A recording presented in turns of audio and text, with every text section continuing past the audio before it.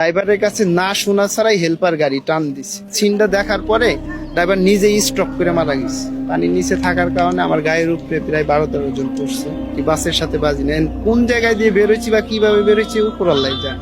গাড়িটা থামানোর পরে ড্রাইভার চা পান খাইতে গেছে। চা পান খাইতে গেলে পারে এখন আপনার মানে আমাদের যাত্রী যারা ছিল আর কি, তারা 2-3 জন 4-5 জন হবে এরকম, তারা নামে হয়তো চা পান খাচ্ছে।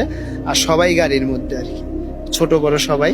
তাই সেই ক্ষেত্রে আপনার যখন ফেরিটা আনলোড করা হয়েছে আর কি, আনলোড হওয়ার কারণে ড্রাইভারের কাছে না শোনা ছাড়াই আপনি হেল্পার উনি নিজের ইচ্ছায় আর কি গাড়ি স্টার্ট করে ওইখানে টান দেয়। টান দেওয়ার কারণে উনি তখন গাড়িটা ব্যালেন্স রাখতে পারেনি। ব্যালেন্স না রাখার কারণে ওই টানের কারণে একবার ডাইরেক্ট নদীতে যাওয়া পড়লে পারে। তখন আমি বাসের সবার পিছনে ছিলাম, পিছনে অ্যাক্সিডেন্টের সামনে। আমার সাইডে আরো 2-3টে বাচ্চা ছিল ছোট ছোট, আমাদের যাত্রী বাজার।